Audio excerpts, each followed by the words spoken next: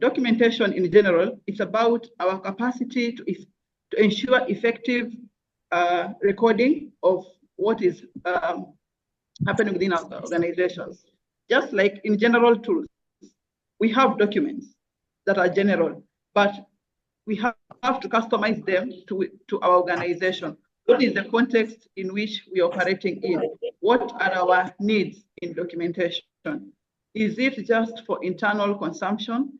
Is it documentation that will have to go out to the communities we are working with? Shall it go to the governments that are regulating our operations? Shall it go to the donors who are supporting our work currently or who might be interested to support our work? So documents are general, they are global, but they have to be customized to our organizational needs and context. So documentation as an aspect in development work. The success of our documentation as an organization, it depends on our staffing. Do we have the right staff who have the capacity to effectively document our interventions? Do we have the budget? We need to set aside budget for documentation because documentation can be either physical or digital. So do we have the right skills? Do we have the adequate budget to support our organizations to do both physical and digital documentation? Do we have the logistics? That is, we're looking at when we do not have the right staffing, do we have the capacity to outsource these services from other people? Shall we rely on volunteers? Shall we be able to bring in experts to support us in how to organize our documentation? Shall we form partnership or alliances within as non-profit organizations to support us in doing our documentation? It can be an alliance of self-regulation framework within CSOs, and we support each other that let us share the best practices of what best we can do to improve on our documentation. Our organizational culture, does it promote documentation? Does it promote record keeping?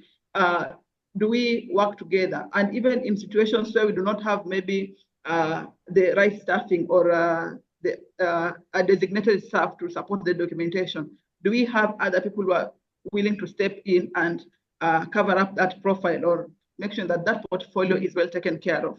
So it largely depends with how we organize ourselves as organizations. And why is this important for us? Because the work we do not rely on resources that we have us as an organization.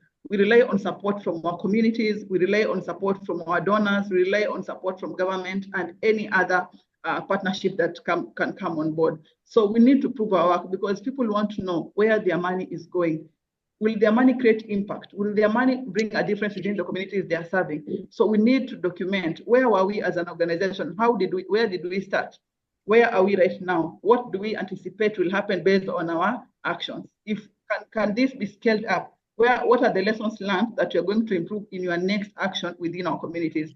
So it is very important for us to have these documents because before donors support our work, whether it can be communities, peer organizations, donors, governments, they need to conduct a due diligence. They want to see, do we have that capacity? And so for us to work on documentation, it is not just record keeping, but because the people are creating impact, we are change makers within our communities, then we need to focus down, to narrow it down to impact documentation. So with impact documentation, what do we mean by impact documentation? It is not just general documenting within organization. It is not the attendance sheet that we have within organization. It is not just the work plans that we have within organization, but it's about the impact that has come out. So we are not focusing on the output. We are not focusing on the activities. We are not focusing on the resources we've pumped in. We are focusing on what has come out as a result of our impacts of our action within our community, the impact we've created. And so impact documentation is about recording, analyzing, and communicating the results and changes of what we have done within our communities as organizations. It's about capturing the situation before. How was it before we came in as change makers? How was it? How was the situation? What was the challenge within our communities? Then how did we arrive at what interventions we chose? Before we said that we want to make it to support young mothers with scholarships. Before we said that we want to support young mothers with maybe contraceptive services. How did we arrive at those interventions that we've chosen? Then what interventions did we make within our communities? What were the results achieved? What are the lessons learned? What are the testimonies of our beneficiaries? What are the testimonies of the communities around surrounding our beneficiaries? So it's about being able to show how our action has created a change within our community. And this change is not just about what we have done. It goes further into how has our action influenced scaling up of this? How have our interventions influenced the government to adopt it as a policy? Impact documentation promotes accountability, learning, advocacy, and visibility within our communities and beyond. So the key steps for us in documenting our impact is we need to identify what impact do we want to document? What results do you want to show? What stories do you want to tell to the community, to the donors, to government, and any other person who is willing to support us? And when I say the government, it's because sometimes the little things we do within our communities are the very things that government sees creating a change. And they're like, yes, I think we need to scale it up as a government. We need to adopt this strategy so that we can support our communities. And so we need to identify what impact, what story do we want to tell? We need to collect evidence. That is where we come in with surveys, collecting qualitative or quantitative data. We need to analyze the results so that we can clearly show that this was the situation, this is our action, this is the output, this is the outcome, these are the impacts, and this is the goal that you are targeting, and this is the far we have come to.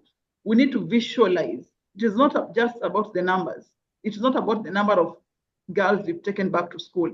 It is not about the number of boys we have supported in positive masculinity. It is about what real life stories, what has changed in the day-to-day life, what has changed in their behaviors, what has changed in their perception. We need to add the human voice into our stories, into our data.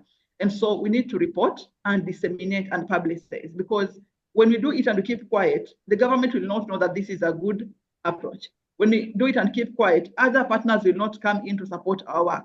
When we do it and keep quiet, the communities will not appreciate or will not realize that we are making an impact within our societies.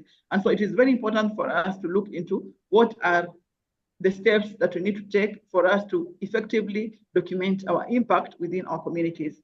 And so it is very important to add the beneficiary voice to it, because we've had situations where people say, this is what we've done. When you go back to those communities, you do not see, there is nothing that has been done, because it is a briefcase organization. And that's why we want to hear the voices of the beneficiary and the other stakeholders within the community to make our stories authentic. And by this, I mean, let us hear the stories of those young mothers. Let us see them in classrooms. Let us hear the area chief. Let us hear the local government speaking about our work to donors, to the communities, to also add a voice even in the documentaries that we are doing, because this makes our stories more authentic, the human voice in it. And then when we do this work, it should not just end within our, a share that, yes, we've done this intervention in the community, we've documented this, we have this file ready. So anyone who comes in, they'll find it. No, we need to blow our own trumpet. We need to say it, we need to make sure that everyone knows about what we are doing. The community is aware about our work. The government is aware about our work. How do we share this? How do we disseminate? How do we publicize our stories, our impact? Through social media, through donor reports, through the proposals we write. When you hear there's a proposal about ending child marriage in your country, then you need to also show what have you done before in ending child marriage within your county, within your country. We need to share it in our donor reports. When you are doing our annual or our interim donor reports, let us share and document our impact. The proposals we do, the newsletters that we share to the people who have subscribed to our newsletters, let us share it as part of our routine stories. Let us share it in our annual reports. Let us share this in the community meetings we hold at the grassroots, because anyone around there, anyone who hears a positive word, anyone who knows about our impact is our ambassador, who has a potential to bring us a prospective donor or a partner. Let us share this within our stakeholder forum. Like today we are here.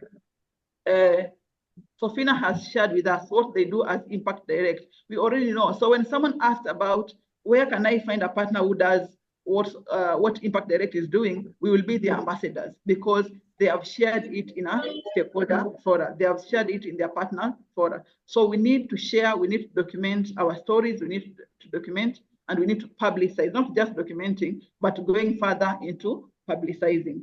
So what we've said is, people have shared our stories. People know what we are doing. Donors are aware of what we are doing. But then we need to go back into when they finally come to our doorstep, when they hear our stories through newsletters, through reports, proposals, barazas, word of mouth, referrals from government agencies, they are coming in to see, can we trust them with our resources? So that is where we go back to what we call due diligence. We have shared what we have done. This is what we've done. It is evidence, yes. But then at times, donors get to hear about our stories. Sometimes we send our proposals. Sometimes we share our newsletters. Donors come to our doorstep and they go back with their money because we have failed in the due diligence as an organization. So when donors are doing the due diligence, there are things that they are looking at within our organization. They are looking at our governance structure. Do we have a strong governance structure? Do we have the right financial controls within our organization? Do we have the right leadership? Do we have the capacity to effectively manage these programs? What about our human resource capacity? So when they hear our impact, they need to come and find that we are a credible, we are a legitimate organization that they can work with, that they can put their resources and support our work further.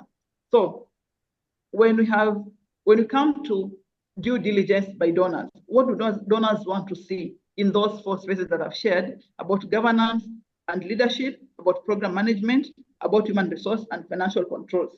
So let us go down to the governance.